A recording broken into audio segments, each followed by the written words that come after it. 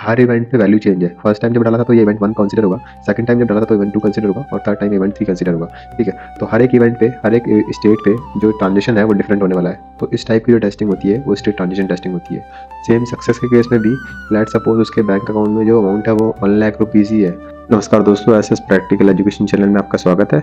दोस्तों मैं आशा करता हूँ आप सभी लोग अच्छे होंगे। तो दोस्तों हम जो है सॉफ्टवेयर टेस्टिंग पढ़ रहे थे, ठीक है, उसी के आज हम लोग नेक्स्ट टॉपिक देखने वाले हैं। Black box testing and white box testing क्या होती है वो हम लोग आज देखने वाले हैं। ठीक है, तो ब्लैक बॉक्स टेस्टिंग और वाइट बॉक्स टेस्टिंग मैं आपको बताऊंगा, सारे के सारे इसके टाइप्स बताऊंगा। ब्लैक बॉक्स टेस्टिंग के कितने टाइप्स है एंड वाइट बॉक्स टेस्टिंग के क्या टाइप्स है, प्लस उनके एग्जाम्पल के साथ हम लोग आज देखने वाले हैं।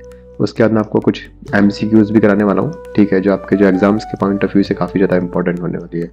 तो दोस्तों वीडियो में बिना देरी की शुरुआत करते हैं। दोस्तों जो लोग चैनल पे नए हैं, अगर चैनल को अगर आपने सब्सक्राइब नहीं किया है तो सब्सक्राइब कर लीजिए ताकि आपके पास लेटेस्ट नोटिफिकेशन आते रहेंगे। तो आइए बिना देरी के दोस्तों शुरुआत करते हैं। तो सबसे पहले सॉफ्टवेयर टेस्टिंग क्या होती है, मैंने आपको जो मेरा लास्ट वीडियो था सॉफ्टवेयर टेस्टिंग बेसिक वाला, उससे मैंने आपको ऑलरेडी डिस्कस कर लिया था। क्या इसके ऑब्जेक्टिव्स है, क्या इसमें डिफेक्ट्स वगैरह होते हैं, क्या वैलिडिटी फंक्शनलिटी है, वो सब मैंने आपको ऑलरेडी बता दी थी कि ये meets specific requirement to identify the defects. ठीक है, ये हम लोग ऑलरेडी लास्ट वीडियो में देख चुके हैं। जिन्होंने वो वीडियो नहीं देखा है वो आई बटन पे जाके यहाँ पे कॉर्नर पे बना हुआ होगा, इस पे जाके भी वो देख सकते हैं, या प्ले लिस्ट में जाके भी देख सकते हैं, आपको ईजिली मिल जाएगा। अभी हम लोग सॉफ्टवेयर की जो ब्लैक बॉक्स टेस्टिंग क्या होती है और वाइट बॉक्स टेस्टिंग क्या होती है वो हम लोग देखने वाले हैं। तो दोस्तों what is black box testing, black box testing क्या होती है और ये किसका फोकस किस किस पे होता है मैं आपको बताऊंगा। ठीक है, तो black box testing evaluate software functionality without knowing the internal code. ठीक है, आपने कोड में क्या लिख रखा है, लेट सपोज कोई एप्लीकेशन है आपने जावा में बना रखी है, ठीक है, और इसमें बहुत सारी सेट ऑफ लाइंस लिख रखी है आपने, इफ एल्स कंडीशन वगैरह सब लगा रखे हैं, प्लस कोड वगैरह पूरा लिख रखा है प्रॉपर। बट जो ब्लैक बॉक्स टेस्टिंग होगी दोस्तों, उसका इस इंटरनल कोड से कोई लिंक नहीं है। काफ़ी बार क्वेश्चन आ रहता है एग्जाम में कि which technique is not depend on internal code, internal code पे कौन सी टेस्टिंग डिपेंड नहीं होती है। तो ब्लैक बॉक्स टेस्टिंग उसके इसमें आंसर होता है। इसका कोई से लिंक नहीं होता है। इसका जो मेन फोकस होता है दोस्तों, वो जो होता है वो बेसिकली इनपुट आउटपुट बिहेवियर, कैसा इनपुट आ रहा है, क्या इनपुट आपने दिया है और उसके बेस पे क्या आउटपुट आ रहा है, यानी फंक्शनलिटी पे बेसिकली डिपेंड होगा। फंक्शनल रिक्वायरमेंट यानी कि यूज़र की क्या रिक्वायरमेंट है। लेट सपोज यूज़र ने रिक्वायरमेंट किया है कि इस बटन पे क्लिक करने के बाद 4 ऑप्शन ओपन होने चाहिए, ठीक है, तो वो जो रिक्वायरमेंट है वो फुलफिल हो रही है या नहीं हो रही वो देखता है, ये यूज़र का पर्सपेक्टिव देखता है। ठीक है, कोड से इसको कोई लिंक नहीं होता, कोड में क्या चल रहा है उस चीज़ से इसको कोई लिंक नहीं होता दोस्तों, ये जस्ट यूज़र के पर्सपेक्टिव से देखता है। ठीक है, मोर और लेस अगर आप इसको इन जनरल समझेंगे तो ये जो है इसको कोड से लिंक नहीं होके फंक्शनल चीज़ें देखता है ये। ठीक है, आप इसको एक जनरल वर्ड से याद रख लीजिए कि फंक्शनल टर्म्स से ये देखता है दोस्तों। ठीक है, अभी ब्लैक बॉक्स टेस्टिंग आपको समझ में आ गया होगा। मैं अब आपको टाइप भी बताऊंगा किसके क्या टाइप्स होते हैं, तो आइए जानते हैं इस वीडियो में। तो दोस्तों अगर टाइप्स की बात करें हम, तो इसके बेसिकली 4 या 5 टाइप्स होते हैं। एग्जाम प्रोस्पेक्टिव से इक्विवेलेंस पार्टीशनिंग काफ़ी ज़्यादा इंपॉर्टेंट है। बाउंड्री वैल्यू एनालिसिस क्या होता है वो मैं आपसे डिस्कस करूंगा, और स्टेट ट्रांजिशन टेस्टिंग क्या होती है, तीनों मेनली इंपॉर्टेंट है दोस्तों। ठीक है, डिसीजन टेबल जो है इटसेल्फ एक बहुत बड़ा टॉपिक है, तो मैं इसको एक सेपरेट वीडियो में बना दूंगा। ठीक है, यहाँ पे मैं आपको एक ओवर भी दे दूंगा डिसीजन टेबल का भी। और यूज़ केस टेस्टिंग, जो यूज़ केस डायग्राम हम लोग क्रिएट करते हैं, लाइक UML डायग्राम वगैरह क्रिएट करते हैं, उसके बेस पर टेस्टिंग होती है, जो इतनी ज़्यादा इंपॉर्टेंट नहीं है, बट फिर भी मैं आपको कवर करूँगा इस वीडियो में। तो एक एक करके हम लोग देखते हैं क्या इक्विवेलेंस पार्टीशनिंग होती है, क्या बाउंड्री वैल्यू एनालिसिस होती है, और क्या डिसीजन टेबल वगैरह होती है, ये सब मैं आपको बताता हूँ। तो दोस्तों अगर हम लोग इक्विवेलेंस पार्टीशनिंग की बात करें, ठीक है, इक्विवेलेंस पार्टीशनिंग क्या होता है, तो input data is divided into valid and invalid partition. ठीक है, लेट सपोज कि आपने कोई एज का फील्ड दे रखा है 1 to 100, ठीक है, तो इक्विवेलेंस पार्टीशनिंग क्या करेगा कि इसको एक वैलिड इनपुट में डिवाइड कर देगा। ठीक है, वैलिड इनपुट में डिवाइड कर देगा। ठीक है, वैलिड इनपुट क्या होंगे, एज अगर फील्ड आपकी मान लो कोई फील्ड है एज वो 1 से 100 के बीच में है, ठीक है, तो वैलिड इनपुट से क्या होंगे, ऑब्वियस सी बात है 1 से 100 के बीच में होंगे, यानी आप किसी भी वैल्यू पे टेस्ट कर सकते हैं, 99 पे, 95 पे, या फिर 71 पे, किसी भी जो 1 से 100 के बीच में है वो इसके वैलिड इनपुट हो गए। और इनवैलिड इनपुट क्या हुआ इसके, जो लेस देन 1 है, लेस देन 1 यानी 0 हो गया, -1 हो गया, -10 हो गया, या कुछ भी, और ग्रेटर देन 100 यानी कि 105 हो गया, 101 हो गया, या कुछ भी, जो भी ग्रेटर देन वैल्यूज़ हैं वो सब इसके इनवैलिड इनपुट हो गए। तो इक्विवेलेंस पार्टीशनिंग का मतलब क्या हुआ कि हम टेस्टिंग को, अगर हम लोग लेट सपोज कोई बोले इक्विवेलेंस पार्टीशनिंग टेस्टिंग आपको कैसे करनी है, तो आप उसको इक्विवेलेंस पार्टीशंस में डिवाइड कर दोगे, कुछ वैलिड होंगे और कुछ इनवैलिड होंगे।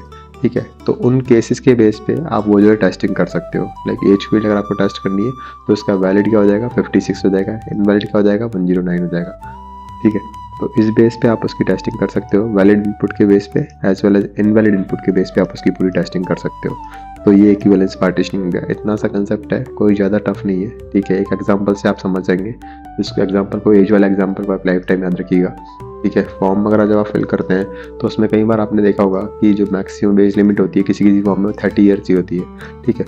और अगर मान लो किसी की डेट ऑफ बर्थ आज की डेट से अगर अपन देखें 2025 के हिसाब से, अगर किसी की डेट ऑफ बर्थ मान लो कोई 94 का है, ठीक है, तो उसकी तो एज 31 हो गई। तो वो इस फॉर्म को फिलअप करने के लिए अलाउ नहीं करेगा, क्योंकि आपने इनवैलिड का भी एक चेक लगा रखा है और एक वैलिड का चेक लगा रखा है। वैलिड का जो चेक होगा वो 95 से 205 के बीच में होगा, ठीक है। और इनवैलिड अगर एज उससे ज़्यादा हो गई तो ये अलाउ नहीं करेगा। तो इसका बेसिक एग्जांपल हो गई। अब मैं आपको बताता हूँ बाउंड्री वैल्यू एनालिसिस टेस्टिंग क्या होती है। दोस्तों ये भी ब्लैक बॉक्स टेस्टिंग का ही पार्ट है, ठीक है। बाउंड्री वैल्यू एनालिसिस जो है ये भी ब्लैक बॉक्स टेस्टिंग के अंदर में आता है। ये मेनली फोकस करता है बाउंड्री वैल्यूज़ पे, ठीक है। जो हमारी बाउंड्री वैल्यूज़ होती है, लेट्स सपोज 1 to 100 अगर कोई वैलिड रेंज दी हुई है, तो जो बाउंड्री वैल्यूज़ के केस बनेंगे इसमें वो यानी कि जो उसकी लोअर बाउंड्री है उसके पास वाले केस बनेंगे 0 और 1, और जो उसकी अपर बाउंड्री है उसके केस बनेंगे 100 और 101, ठीक है। ऐसे करके इसके केस बनते हैं बाउंड्री वैल्यूज़ पे, यानी 0-1 पे बनेगा एक केस और एक 10 और 101 पे केस बनेगा। तो इन केसेस में जो टेस्टिंग होती है बाउंड्री वैल्यू एनालिसिस टेस्टिंग होती है। ये टेस्टिंग हम करते कब है, ये भी क्वेश्चन में कई बार आ जाता है। तो जब हम लोग जो बाउंड्री वैल्यूज़ है वो काफ़ी ज़्यादा क्लोज़र है या उसके बारे में हम श्योर नहीं है। लेट सपोज अगर जैसे एज वैलिड का ही मैं एग्जांपल लूँ, ठीक है। अब मैंने एज 30 सेट कर रखी है कोड में, बट मुझे एग्जैक्ट देखना है कि अगर कोई 30 से एक दिन भी बड़ा हुआ, यानी 30.01 डे एक दिन भी बड़ा हुआ, तो उस पर वो कोड वर्क कर रहा है या नहीं कर रहा है। या फिर मिनिमम एज मैंने 18 दे रखी है किसी फॉर्म को फिल करने के लिए। लेट सपोज RTO का ड्राइविंग लाइसेंस है, ठीक है, DL जो होता है वो मेरे को फिल करना है, तो मैंने 18 एज सेट कर रही है।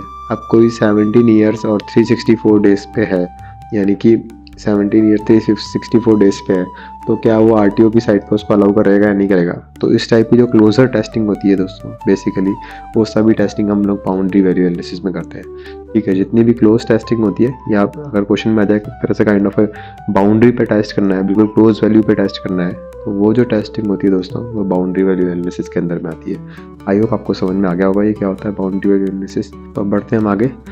हम बात करते हैं दोस्तों स्टेट ट्रांजिशन टेस्टिंग की। ये भी दोस्तों one of the important testing है, ठीक है। स्टेट ट्रांजिशन टेस्टिंग जो ब्लैक बॉक्स टेस्टिंग है, system behaviour depends on its current state. इसमें जो होता है इसकी करंट स्टेट पे बिहेव करता है, और एन इवेंट और action cause the system to move to another state. कोई भी इवेंट अगर होगा या एक्शन होगा, ठीक है, तो उसके बेस पे नेक्स्ट स्टेप मूव करेगा। इसका जो सबसे अच्छा एग्जांपल है दोस्तों ATM pin validation. Let suppose ये आपका ATM कार्ड है, ठीक है, ये ATM कार्ड है, और आप किसी मशीन पे गए, मान लो ये बहुत बड़ी मशीन है, ठीक है, यहाँ पे ये मशीन रखी हुई ATM मशीन है ये, ठीक है। एग्जाम्पल से आप समझने की कोशिश करिएगा। आपने जैसे ही कार्ड को इंसर्ट किया, कार्ड को आपने जैसे ही इंसर्ट किया ATM मशीन में, तो ये वेरीफाई करेगा कि पिन आपने जो डाला है वो पिन वेरीफाई करेगा कि ये वैलिड है या नहीं है। अगर वैलिड है तो एक दूसरा केस बनेगा, डिफरेंट केस बनेगा, और इनवैलिड है तो वो डिफरेंट केस बनेगा। यानी जो स्टेट ट्रांजिशन है वो डिपेंड करेगा कौन सा इवेंट अकर हुआ है। अगर वो मान लो वैलिड केस होता है या फिर नॉन वैलिड होता है, लेट सपोज वो वैलिड केस है, तो उस केस में क्या होगा दोस्तों कि वो आपको अलाउ करेगा ट्रांजेक्शन परफॉर्म करने के लिए, ठीक है। और अगर इनवैलिड केस है तो आपको ये कोई ट्रांजेक्शन परफॉर्म नहीं करने देगा, ठीक है। इवन ये काउंट जो है अपना सेट 1 कर देगा, बिकॉज कोई अगर सेम पिन को, यानी पिन को अगर फिर से दोबारा एंटर करता है, तो जनरली आपने देखा होगा ATM वगैरह में वो 3 बार ही अलाउ करते हैं आपको रॉन्ग पिन डालने के लिए। तो यहाँ पे जो काउंट है वो बढ़ता रहता है। सेकंड टाइम में 2 हो जाएगा, थर्ड टाइम अगर कोई इंसर्ट करेगा तो ये काउंट 3 हो जाएगा, ठीक है। यानी जो भी आपने इवेंट अगर किया, हर इवेंट पे वैल्यू चेंज है। फर्स्ट टाइम जब डाला था तो ये इवेंट 1 कंसिडर होगा, सेकंड टाइम जब डाला था तो इवेंट 2 कंसिडर होगा, और थर्ड टाइम इवेंट 3 कंसिडर होगा, ठीक है। तो हर एक इवेंट पे, हर एक स्टेट पे जो ट्रांजिशन है वो डिफरेंट होने वाला है। तो इस टाइप की जो टेस्टिंग होती है वो स्टेट ट्रांजिशन टेस्टिंग होती है। सेम सक्सेस के केस में भी लेट सपोज उसके बैंक अकाउंट में जो अमाउंट है वो 1 लाख रुपीज़ ही है, और वो विड्रॉ कर रहा है 1,10,000, यानी 1,10,000 अगर वो विड्रॉ कर रहा है तो एक डिफरेंट केस जनरेट होगा। और अगर वो 50,000 विड्रॉ कर रहा है तो डिफरेंट केस जनरेट होगा। वैलिड के केस में भी मल्टीपल केस हो सकते हैं, इनवैलिड के केस में भी मल्टीपल केस हो सकते हैं। तो दोस्तों इस टाइप की जो टेस्टिंग होती है जिसमें वैलिड और इनवैलिड के केस में बहुत सारे, हर स्टेट पे एक अलग इवेंट होता है, सिंपल हर स्टेट पे एक अलग इवेंट होता है। तो इस टाइप की टेस्टिंग को हम लोग क्या कहते हैं, इस टाइप की टेस्टिंग को हम लोग स्टेट ट्रांजिशन टेस्टिंग करते हैं। आई होप आपको समझ में आ गया होगा। दोस्तों एक जो मैंने डिसीजन टेबल पे बात की थी कि डिसीजन टेबल टेस्टिंग क्या होती है, वो भी मैं आपको शॉर्ट में बता देता हूँ। ठीक है, इसमें बेसिकली क्या होता है, सारे इवेंट के लिए हम लोग रूल्स बना देते हैं, एक्शंस एंड स्टेप बना देते हैं। हालांकि मैं इस पर सेपरेट वीडियो बनाऊंगा जब आपको और अच्छे से समझाऊंगा, यहाँ पे जस्ट ओवर भी दे रहा हूँ कि हर एक कंडीशन पे हम लोग यस या नो का रूल बना देते हैं। ठीक है, यस या नो के बेस पे रूल बना देते हैं, उसके बेस पे जो टेस्टिंग होती है उस टेस्टिंग को हम डिसीजन टेबल टेस्टिंग कहते हैं। ये भी ब्लैक बॉक्स टेस्टिंग के अंदर में आती है। बट मेनली जो मैंने आपको 3 बताई है, like equivalence partitioning testing, boundary value analysis testing और स्टेट ट्रांजिशन टेस्टिंग, ये जो 3 टेस्टिंग होती है दोस्तों, ये जो 3 टेस्टिंग है यही ब्लैक बॉक्स टेस्टिंग के अंदर आती है दोस्तों मेनली तो। ठीक है, अब हम लोग वाइट बॉक्स टेस्टिंग भी डिस्कस करेंगे। वाइट बॉक्स टेस्टिंग क्या होती है वो भी मैं आपको बताऊंगा। तो वाइट बॉक्स टेस्टिंग की अगर बात करें तो white box testing examine internal logic and code structure. Black box testing क्या आती है दोस्तों, ब्लैक बॉक्स टेस्टिंग कोड पे कोई काम नहीं करती है। वाइट बॉक्स टेस्टिंग जैसे इसका अपोजिट है, ये जो है मेनली कोड से ही डील करती है। ठीक है, कोड के बारे में देखती है, कोड कैसा वर्क कर रहा है, कोड के बारे में फुली अगर कोई डील करता है तो वाइट बॉक्स टेस्टिंग करती है। अब इसका जो मेन फोकस होता है वो इन चीज़ों पर होता है, कोड का पाथ, यानी किस पाथ को फॉलो कर रहा है। ठीक है, क्या कंडीशंस एंड लूप्स हैं, यानी कोई वाइल लूप वगैरह है या फॉर लूप है तो वो कैसे उस केस में कैसे बिहेव करेगा। और लॉजिक कवरेज, यानी जो आपने लॉजिक लगाया है, let's suppose if age greater than 0 होनी चाहिए, इस पर आप वैलिड एज कर रहे हो। ठीक है, और अगर लेस देन 0 है तो उसको इनवैलिड कर रहे हो। तो ये जो लॉजिक पूरा कवर हो रहा है नहीं हो रहा, ये वाला कंडीशन कवर हो रही नहीं हो रही, ये पूरा पाथ कवर हो रहा है कि नहीं हो रहा, तो इस टाइप की जो फोकस होता है ये सब फोकस वाइट बॉक्स टेस्टिंग में होता है। शॉर्ट में अगर मैं कहूँ तो पूरे के पूरे कोड पे अगर कोई टेस्टिंग होती है, कोड पे या इंटरनल कोड पे जो टेस्टिंग होती है उसको हम लोग वाइट बॉक्स टेस्टिंग कहते हैं दोस्तों। आई होप आपको समझ में आ गया होगा। मैं आपको इसके कुछ टाइप्स बताता हूँ, क्या इसके टाइप्स होते हैं वही मैं अब डिस्कस करूँगा अभी आपसे। बेसिकली दोस्तों वाइट बॉक्स टेस्टिंग भी 4-5 टाइप की होती है। एक स्टेटमेंट कवरेज होता है, 1 बाय 1 हम लोग डिस्कस भी करेंगे। एक ब्रांच कवरेज होता है, एक कंडीशन कवरेज होता है, एक पाथ कवरेज होता है, एक लूप टेस्टिंग होती है। ये जो 5 टाइप की टेस्टिंग होती है ये भी वाइट बॉक्स टेस्टिंग में आती है। ठीक है, तो मोर लेस अगर आप इसके 1 या 2 पॉइंट समझ जाएंगे तो बाकी भी आप अपना इजीली कर पाएंगे। मैं आपको 1 बाय 1 फिर भी बता देता हूँ सारे। तो दोस्तों सबसे पहले अगर स्टेटमेंट कवरेज की बात करें तो स्टेटमेंट कवरेज में क्या होता है, ensure each executable statement is executed at least once, यानी हर स्टेटमेंट जो है एक बार एग्जीक्यूट होना ही चाहिए। ठीक है, स्टेटमेंट जो भी आपने दे रखा है, यानी इफ x ग्रेटर देन 0 है देन y 1 है और एल्स y क्या हो जाएगा, -1 हो जाएगा। आपने कंडीशन लगा रखी है सिंपल कि x की वैल्यू अगर 0 से बड़ी है तो y की वैल्यू का 1 सेट कर दो, और अगर x की वैल्यू लेस देन 0 है, एल्स किसी भी केस में यानी 0 से छोटी है तो उस केस में y की वैल्यू -1 सेट कर दो। ठीक है, तो आप इसके टेस्ट केस क्या होंगे, x की वैल्यू एक तो आपको 5 रख के देखनी है, जिस केस में y क्या प्रिंट होना चाहिए, 1 प्रिंट होना चाहिए, और एक x की वैल्यू -3, कुछ भी 2 केस आप ले सकते हो। ठीक है, -3 हो गया इस केस में, तो y की वैल्यू इस टाइम में -1 प्रिंट होनी चाहिए। यानी on line of code should run during the testing, जितना भी मेरा लाइन ऑफ कोड है, मान लो फर्स्ट टेस्ट पास किया तो भी मेरा कोड एग्जीक्यूट होना चाहिए, सेकंड टेस्ट पास किया तो भी मेरा कोड एग्जीक्यूट होना चाहिए, यानी सारे स्टेटमेंट को कवर करना चाहिए। मेरे प्रोग्राम में जो भी स्टेटमेंट है वो सारे स्टेटमेंट कवर होने चाहिए स्टेटमेंट टेस्टिंग के थ्रू। अगर ये तो मैंने छोटा सा एग्जांपल दिया है, जनरली क्या होते हैं प्रोग्रामिंग में काफ़ी बड़े बड़े कोड होते हैं। ठीक है, फॉल्स कंडीशन काफ़ी सारी होती है, तो जो टेस्टर होते हैं, जो टेस्टिंग टीम होती है, वो स्टेटमेंट कवरेज के लिए सारे टेस्ट केसेस पास करके देखती है। ठीक है, क्या क्या टेस्ट केसेस पास हो रहे हैं, क्या क्या उसमें कोड चल रहा है कि नहीं चल रहा, उस बेस पे ये फिर कंफर्म करते हैं कि टेस्टिंग सक्सेसफुली हो गई है। तो ये स्टेटमेंट कवरेज का दोस्तों एग्जाम्पल हो गया। तो अगला है दोस्तों ब्रांच कवरेज। ठीक है, ब्रांच कवरेज में बेसिकली क्या होता है, हर ब्रांच यानी एवरी डिसीजन जो है वो ट्रू या फॉल्स टेस्ट होना चाहिए। ठीक है, तो मान लो इफ कंडीशन है, ठीक है, और मार्क्स जो है ग्रेटर देन इक्वल टू 40 होनी चाहिए, तो रिजल्ट पास आएगा, नहीं तो रिजल्ट फेल आएगा। तो हम लोगों को इस केस में ब्रांच कवरेज के लिए, यानी कि हर जो डिसीजन है उसमें क्या था, स्टेटमेंट कवरेज में हर एक स्टेटमेंट एग्जीक्यूट होना चाहिए। यहाँ पे हर एक ब्रांच एग्जीक्यूट होनी चाहिए, यानी जितने मेरे इफ स्टेटमेंट है, कोड में कई बार मल्टीपल इफ स्टेटमेंट होते हैं, या फिर जितनी भी मेरी कंडीशंस है, ब्रांचेस है, वो सारी ब्रांचेस एग्जीक्यूट होनी चाहिए। ठीक है, वो पूरे सेट ऑफ कोड की बात कर रहा था, ये सारी ब्रांचेस की बात कर रहा है। तो यहाँ पे मार्क्स 40 से बड़े हैं तो टेस्ट विथ मार्क 50, एक हम 50 पे टेस्ट करेंगे तो रिजल्ट उसमें पास आना चाहिए उस केस में, और दूसरे केस में मैं 30 पे जो है वो टेस्ट करूँगा। ठीक है, उस केस में रिजल्ट क्या आना चाहिए, फेल होना चाहिए। फेल आना चाहिए, ठीक है। यानी एक ट्रू कंडीशन पे हो गया, एक फॉल्स कंडीशन पे हो गया। ऐसे ही सारी ब्रांच के लिए दोस्तों हम लोग उसको टेस्ट करते हैं। तो ये क्या हो जाएगी, ब्रांच कवरेज टेस्टिंग हो जाएगी दोस्तों। अब मैं आपको बताता हूँ अगली वाली की टेस्टिंग, जो कि कंडीशन कवरेज होता है, ठीक है। Ensure each Boolean condition is tested for both true and false, यानी हर एक कंडीशन जो है वो टेस्ट होनी चाहिए, ठीक है। यहाँ पे जो ब्रांच में था हम लोग पूरी ब्रांच की बात कर रहे थे, यहाँ पे हर एक इंडिविजुअल कंडीशन की बात कर रहे हैं। यानी ए एंड ऑपरेटर है, ये बी है, तो यानी सारे ऑपरेटर से पास होने चाहिए। ट्रू फॉल्स पे टेस्ट होना चाहिए, फिर फॉल्स ट्रू पे टेस्ट होना चाहिए, फिर ट्रू ट्रू पे टेस्ट होना चाहिए, और फिर फॉल्स फॉल्स पे टेस्ट होना चाहिए।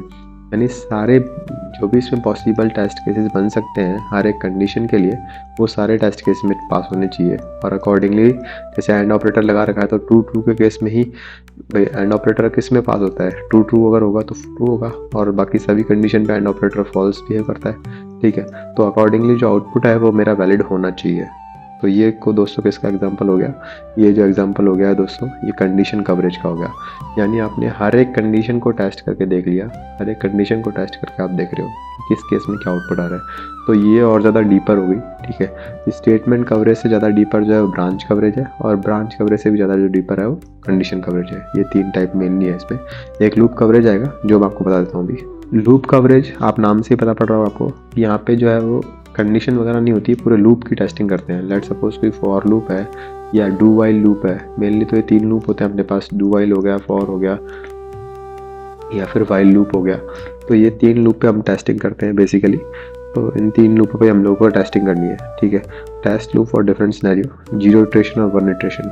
तो यहाँ पे मान लो कि for i equals to 0, i less than n है और i प्लस प्लस है, ठीक है। और n की वैल्यू मैं अज्यूम कर रहा हूँ, n जो है मेरे पास वो 5 है। तो हम लोग इसको क्या करेंगे, 0 पे टेस्ट करेंगे, फिर जो मिडिल वाली वैल्यू है उस पर टेस्ट करेंगे, और जो कंडीशन फॉल्स है यानी n लेस देन 5 है, ठीक है, तो 5 पे या 6 पे टेस्ट करेंगे। तो हमारा पूरा लूप की जो कंडीशंस है वो सारी टेस्ट हो जाएगी। यानी लूप पे जब जब हमको टेस्ट करना हो, जैसे वाइल के केस में क्या होता है, वाइल के केस में while a is not equals to b, ठीक है। जब तक a b के इक्वल है तब तक आप टेस्ट करते रहो, और a और b आपने ऊपर इनपुट दे रखे हैं, ठीक है, 1 और b को मान लो 2 दे दो। तो जब तक a और b इक्वल है, मान लो दोनों 1-1 पास हो रहे हैं, तो ये कंडीशन चलती रहेगी। जिस केस में दोनों वाइस वर्सा हो गए तो ये कंडीशन फेल होनी चाहिए। तो ये जो लूप टेस्टिंग होती है या लूप कवरेज होता है वो हम लोग वाइट बॉक्स टेस्टिंग में करते हैं। मोर और लेस जितनी भी इसमें टेस्टिंग थी आपने देखा होगा वाइट बॉक्स टेस्टिंग में, चाहे स्टेटमेंट टेस्टिंग की बात करो, चाहे ब्रांच की बात करें हम लोग, ठीक है, चाहे लूप की बात करें या फिर कवरेज की बात करें, इन सभी में हम लोग पूरे कोड पे देखते हैं। तो कोड पे अगर टेस्टिंग देखनी है हम लोगों को तो वो वाइट बॉक्स टेस्टिंग के अंदर आएगा, और आप एग्जांपल से आप इजीली इसको रिलेट कर पाएंगे। क्वेश्चंस आप अब आप करेंगे सॉल्व टेस्टिंग के, तो आपके सारे क्वेश्चन दोस्तों आप मोस्टली कर पाएंगे दोस्तों। अब मैं इसके थोड़े से यूजेस ही बता देता हूँ, कहाँ का यूजेस होता है, ठीक है। तो ब्लैक बॉक्स टेस्टिंग जो है दोस्तों मेनली वो फंक्शनल वैलिडेशन में आते हैं। सिस्टम और acceptance testing, black box testing हम लोग काम लेते हैं जब सिस्टम की टेस्टिंग करते हैं, या एक्सेप्टेंस कौन करता है, मैंने आपको लास्ट वीडियो में बताया था, जो यूज़र होता है एंड यूज़र या फिर जो क्लाइंट वगैरह होते हैं वो लोग एक्सेप्टेंस टेस्टिंग करते हैं। इस पर मैंने आपको MCQ भी कराया था, ठीक है, और आज भी मैं आपको इन पे MCQ कराने वाला हूँ अभी लास्ट में, तो आप वीडियो को लास्ट तक जरूर देखिएगा।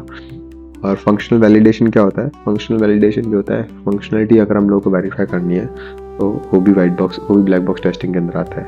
अब अगर मैं बात करूँ वाइट बॉक्स टेस्टिंग की, तो वाइट बॉक्स टेस्टिंग में हम कोड ऑप्टिमाइजेशन की जो टेक्निक है उसको सॉल्व करते हैं।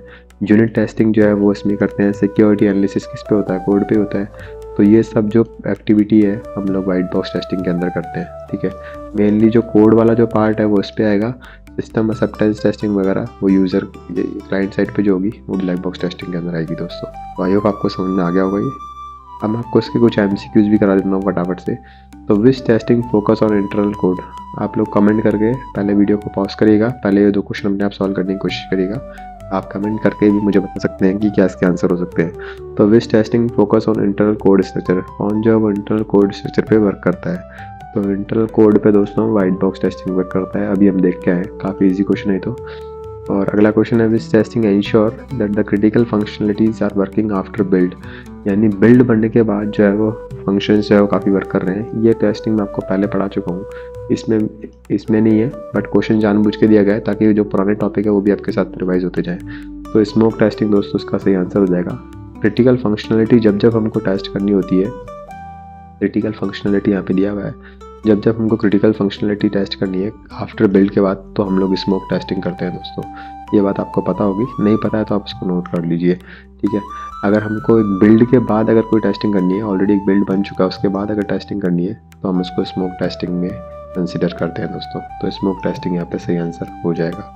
अब आते हैं अगले क्वेश्चन पे दोस्तों। तो which techniques divides input data into partitions. Input data को पार्टीशंस में कौन डिवाइड करेगा? तो बाउंड्री वाली एनालिसिस तो बाउंड्री पे होती है, ये तो हो नहीं सकता। इक्विवेलेंस पार्टीशनिंग जो है वही दोस्तों पार्टीशन में डिवाइड करती है। पाथ टेस्टिंग क्या होगा? वो तो पूरे स्टेटमेंट को या पाथ को कवर करेगी, तो ये भी इसका ऑप्शन नहीं होगा। लूप टेस्टिंग क्या होती है? पूरे लूप को टेस्ट करती है। डेटा को पार्टीशन में डिवाइड करना है, तो इक्विवेलेंस पार्टीशनिंग जो है दोस्तों, इक्विवेलेंस पार्टीशनिंग वो सही ऑप्शन हो जाएगा। ऑप्शन नंबर बी यहाँ पे करेक्ट हो जाएगा। ऐसे ही which testing validates software against users expectation before release. ये भी काफ़ी अच्छा क्वेश्चन है। इवन एक ब्लैक बॉक्स या वाइट बॉक्स से रिलेटेड नहीं है, बट इसका थोड़ा सा डिफरेंट वर्जन वाला क्वेश्चन है जो मैंने आपको पहले बता चुका हूँ, ठीक है। और वो वीडियो अगर आपने नहीं देखा हो तो प्लेलिस्ट में जाके देख सकते हैं, आई बटन पे जाके भी देख सकते हैं, बट मैं आपको यहाँ पे शॉर्ट में बता देता हूँ कि which testing validates software against users expectation before release. Release से पहले हम लोग कौन सी टेस्टिंग करते हैं दोस्तों? तो जो बीटा टेस्टिंग होती है, बीटा टेस्टिंग रिलीज से पहले होती है, ठीक है। तो वो जो टेस्टिंग होती है हम लोग यूज़र की एक्सपेक्टेशन से पहले करते हैं, ठीक है। जो बीटा वर्जन हम लोग कई बार कहते हैं कि एप्लीकेशन बीटा वर्जन पर रन हो रही है, तो वो जो टेस्टिंग हम लोग करते हैं वो टेस्टिंग बीटा टेस्टिंग आती है। बीटा टेस्टिंग हमेशा यूज़र की जो कोड होता है उससे पहले हम लोग उसको टेस्ट करते हैं, यानी यूज़र की डिलीवरी से पहले। और यूज़र की डिलीवरी के बाद कौन सी टेस्टिंग होती है? तो वो जो टेस्टिंग आती है दोस्तों, वो अल्फ़ा टेस्टिंग आती है, वो यूज़र खुद करता है, ठीक है। अल्फ़ा टेस्टिंग उसको हम कहते हैं। तो यहाँ पे जो ऑप्शन है वो बीटा टेस्टिंग करेक्ट हो जाएगा। बीटा टेस्टिंग यहाँ पे सही आंसर हो जाएगा। तो अभी के लिए दोस्तों इतनी एमसीक्यू है। एमसीक्यूज़ में पुराने पेपर्स के वगैरह के जो भी हैं वो काफ़ी एग्जाम्स के, लाइक यूपीएससी के जो गवर्नमेंट एग्जाम्स होते हैं उनके मैं ऑलरेडी काफ़ी सारे करा चुका हूँ टेस्टिंग पे, तो वो भी आप मेरे प्लेलिस्ट पे जाके देख सकते हैं। आपकी अगर कोई डाउट है तो आप मुझे कमेंट करके पूछ सकते हैं। अगर आपको ये पीडीएफ वगैरह चाहिए आपको, या फिर ये आपको स्लाइड्स वगैरह चाहिए, तो आप मुझे कमेंट करके रीच आउट कर सकते हैं। और चैनल को ज़रूर सब्सक्राइब कर दीजिएगा, ठीक है, ताकि आपके पास लेटेस्ट नोटिफिकेशन जो हैं जॉब से रिलेटेड आते रहें, एज वेल एज जो भी क्वेश्चंस मैं लेके आऊँगा वो भी आपके पास अपडेटेड आते रहेंगे। इसके अलावा अगर आपके कोई डाउट है तो please reach out me. Thank you so much for watching the video दोस्तों, and have a good day.